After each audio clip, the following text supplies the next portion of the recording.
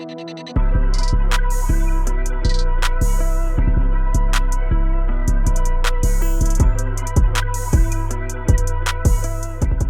to another edition of Beyond the Game, presented by TV Sports. I'm your host, Stephen Hayes, and today our guest is the owner and founder of the Quarterback House, BJ Hall. BJ, how you doing today? I'm doing well. How you doing? I'm good. I appreciate you taking the time to come on the show, man. Yes, sir. I wanted to get into your journey. I wanted to get into the amazing things you're doing to help develop, you know what I'm saying, the quarterbacks of the future with the Quarterback House and the QB legacy.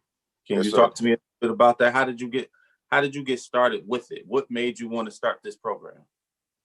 Man, I always want to give back, to the youth when I got done playing, man. It was so many things I didn't know as a kid coming up, and a lot of things I learned playing professionally, playing in college from great coaches and mentors.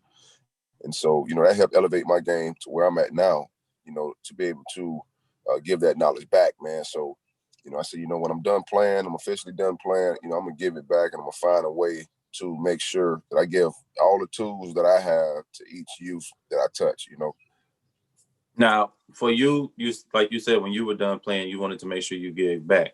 But can you talk about when you were actually playing, some of the people that helped you along the way that made you think about this a little bit more? Like, okay, you know what, this needs to be done, and the reason behind that. Yeah, man. John Gregory. He was a guy that helped uplift my career. And give me opportunity. Tim Markham. He was with Tampa Bay Storm. He's passed now, but he was another guy that gave my first opportunity. With Tampa Bay Storm. And then Jim Barker with the Toronto Argonauts. Man, I used to sit in meetings with him and just kind of see how he used to break things down and see what see the reasons why he would cut people. See the reasons why he would, just put guys in position to make plays as well. So I used to sit, hours and hours and see, what he used to do. And so it kind of just made me say, you know what, when I get back, I want to be able to do the same thing, but also give the kids somewhat of a cheat code on what these pro guys are looking for. You know what I'm saying? Like, this is what it takes. So I know what it takes because it's from the horse's mouth. So I'm going to give those same tools to you.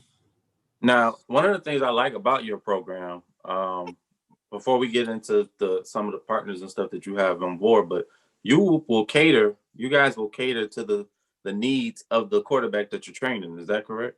Absolutely. I mean, it's strictly about knowledge. It's the physical assets will come along with the quarterback knowing what he's supposed to do and knowing where he's supposed to go with the ball. So for me, it's more so, okay, if you make a mistake, no, we're not going to talk about, the ball placement. We're going to talk about the reason why you made a mistake and fix it. So that's what we're trying to do. That's what we're doing with QB Legacy. That's what we're doing with the Quarterback House, is mainly just knowledge of the game, teaching them from the ground up. Our youngest kid is 8 years old.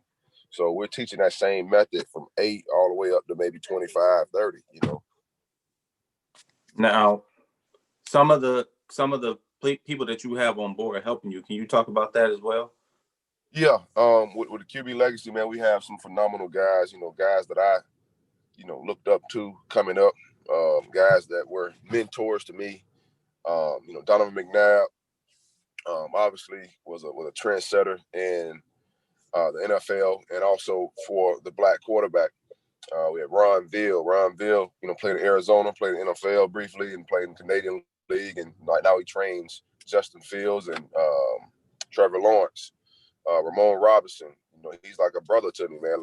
Ramon sent me my first Arena Football League contract when he was a GM after he got done playing. But, he was a Hall of Famer in South Carolina.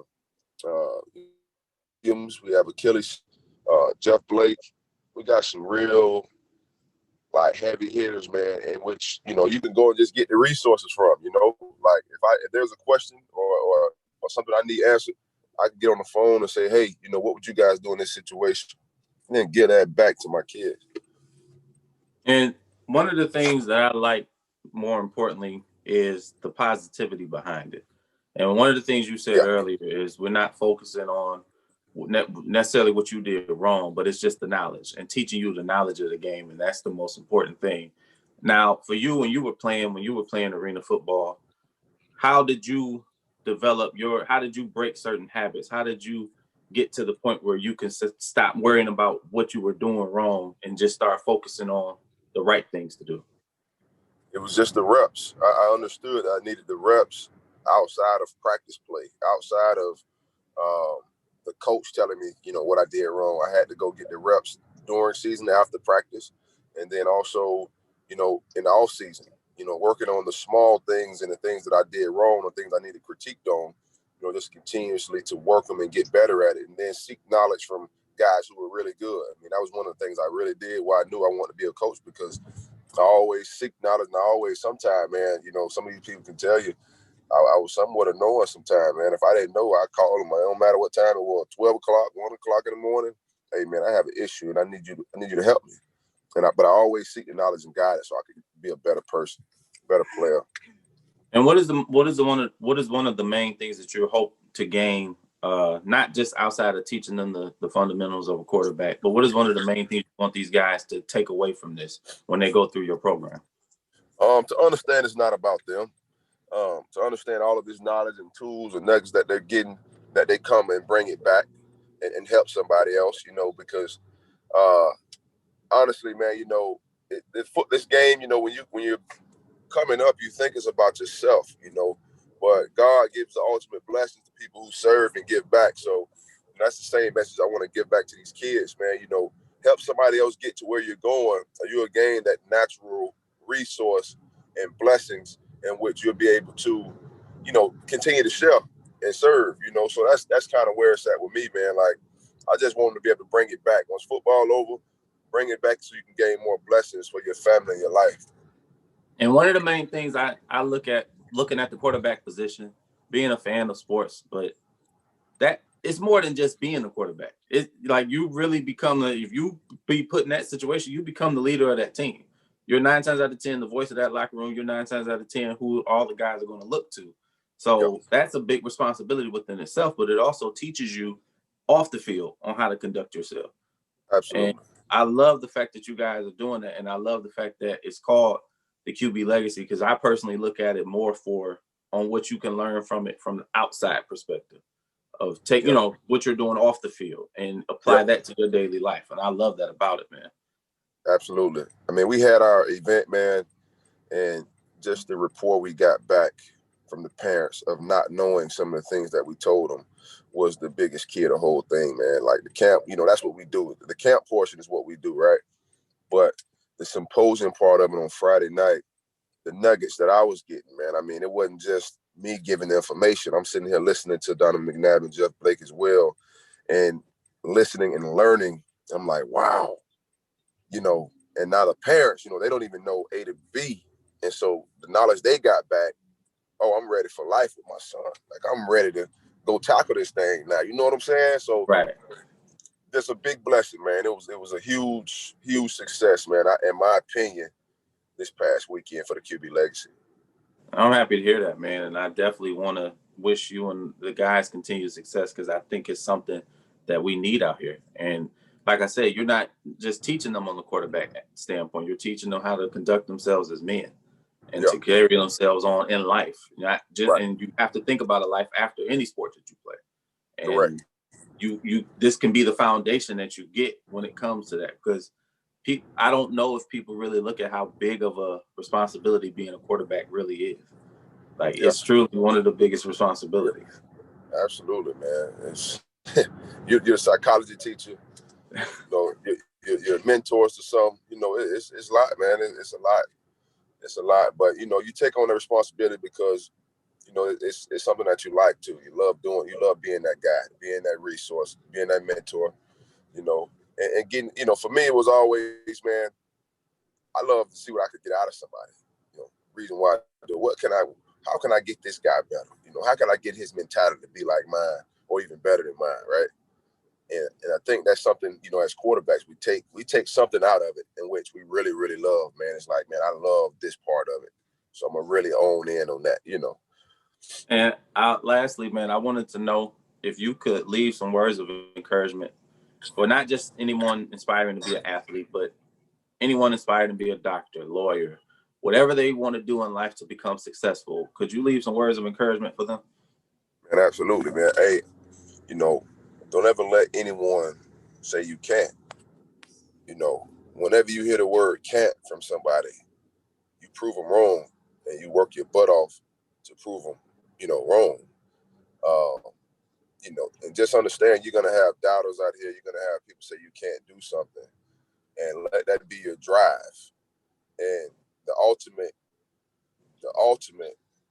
purpose for what you're doing is, to serve.